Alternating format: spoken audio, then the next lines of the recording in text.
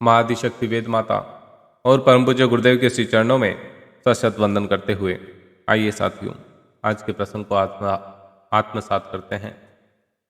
साथियों, परम पूज्य गुरुदेव कहते हैं कि स्वाध्याय से आत्मनिरीक्षण की प्रवृत्ति जागृत होती है। सदग्रंथों में उपस्थित आदर्श से जब मनुष्य अपनी तुलना करता है तभी वह समझ पाता है कि मानवता के मापदंड से अभी वह कितना पीछे है। उसके अंदर कितनी मात्रा में क्या क्या दोष और दुर्गुण भरे पड़े हैं। उन्नतिशील बनने के लिए जिन आवश्यक गुणों की कमी जब अपने में दिखाई पड़ने लगती तभी वह उसकी पूर्ति की बात सोचता है। यही उन्नतिशील होने की प्रक्रिया। गुरुदेव कहते हैं कि जब तक मनुष्य अपनी त्रुटियां न देख पाएगा और उन्हें छोड़कर सत्प्रवृत्तियों को अपनाने के लिए तत्पर नहीं होगा, तब तक उसकी वर्तमान हीन अवस्था में कोई परिवर्तन भी संभव नहीं। जिसके मस्तिष्क में प्रगतिशील और प्रकाशवान विचारों का नया जल नहीं पहुंचता, इस बात को ध्यान से समझना।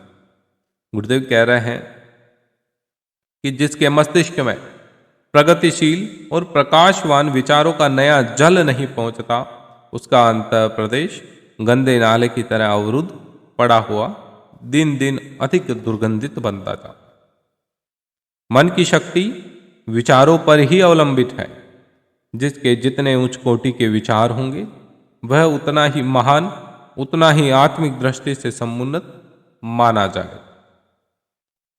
प्रगति तभी होती है जब मनुष्य कुछ भूलता है और कुछ सीखता है, कुछ छोड़ता है और कुछ ग्रहण करता है।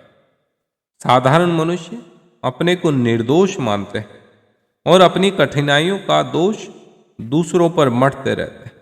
पर जब जीवन तथ्यों का मनन और चिंतन करने पर अपने सुधार और प्रशिक्षण की बात समझ में आती है तो आदि समस्या अपने आप ही सॉल्व हो जाती, हल हो जाती। आज तक संसार में जिन्होंने किसी भी दिशा में प्रगति की है, उन्हें यही मार्ग अपनाना पड़ा। कौन सा? अपने आप का निरीक्षण करो, अपने आप का निरीक्षण करो, अपने खुद के जांच करता स्वयं बनो। कांच के सामने खड़े होते हैं आप, कहीं जा रहे होते पार्टी वगैरह में, कांच के सामने खड़े होते 10 बार अपने आप को देखते हैं, हेयर स्टाइल बनाते हैं, मेकअप शेकअप करते हैं, ड्रेसिंग सेंस देखते हैं। क्यों भाई? अपने आप को जांचते हो ना, आई एम लुकिंग गुड, मैं अच्छा दिख रहा हूं कि नहीं। वैसे ही वो तो हुआ केवल आपका बाह्य आवरण। अब कांच के सामने खड़े नहीं होना है, अब अपनी नजरों को अंदर की तरफ घुमानी है, अपने शरीर के अंदर झांकना है। शरीर के अंदर झांक कर ये समझना है कि मेरा मन क्या कर रहा है, मेरे मनों के विचार कैसे हैं, किसी के प्रति मेरी भावना कैसी है, मेरे जीवन का लक्ष्य क्या है, मुझे क्या करना है, किस प्रकार से जीवन यापन करना है, किस प्रकार से मेरा व्यवहार होना चाहिए दूसरों के प्रति। ये सारे विचार अपने आप मन में आने चाहिए, उस शांत मन में। गुरुदेव इसीलिए कहते हैं कि प्रत्येक व्यक्ति को स्वाध्याय करना चाहिए और दूसरा चिंतन। दो चीजें अपने जीवन में जरूर व्यक्ति के होनी चाहिए, स्वाध्याय और चिंतन। अकेले जाओ, सुनसान जगह में बैठो शांति से और ध्यान लगाओ। अपने आप को पहचानने की कोशिश करो। पूरी उम्र निकल जाती, व्यक्ति पहचान नहीं पाता मैं था कौन, मेरा कैरेक्टर क्या था, मेरे जन्म लेने का उद्देश्य क्या था, मैंने पूरे जीवन भर क्या किया। और जैसे ही परमात्मा का बुलावा आता है अंतिम क्षणों में, परमपिता परमात्मा पूरी जीवन की पिक्चर सेकंडों में दिखा देते हैं और फिर लगता भय।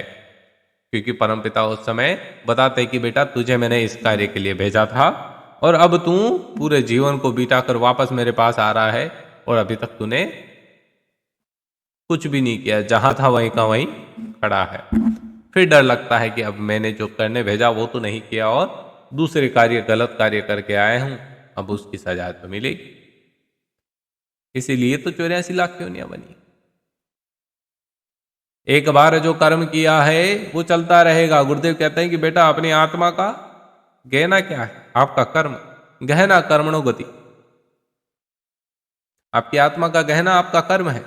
आप शरीर पर बदले आभूषण पहने, वस्त्र पहने, कुछ भी पहने, लेकिन जब परमपिता परमात्मा का अंश इस पंचभूत में से निकल गया तो ये डेड बॉडी हो जाती। बॉडी बॉडी कोई मतलब नहीं। हाथ लगाने से लोग दूर सरकते हैं और कुछ समय बाद तो बदबू मारने लगती। तो इसका महत्व तब तक ही है जब तक अंदर परमात्मा का अंश। और परमात्मा ने अपना अंश क्यों दिया? कुछ विशेष उद्देश्य के लिए। उम्मीद करूंगा आप इस प्रसंग को समझ पाए। प्रसंग अच्छा लगा तो लाइक शेयर कर दीजिए अपने मित्रों के साथ। अपने मित्रों को युग ऋषि के संदेशवाहक बनाइए। गुरुदेव के चैनल के साथ जुड़िए और आपका प्यार और स्नेह ऐसा बने रहे ताकि गुरुदेव की इच्छा अनुसार जो आंतरिक अनुभूति अंदर से जो गुरु साहित्य को ऑडियो संस्करण में बदलने का भाव प्रकट हुआ, इसको सफलता की ओर ले जाया जा सके। जय श्री राम।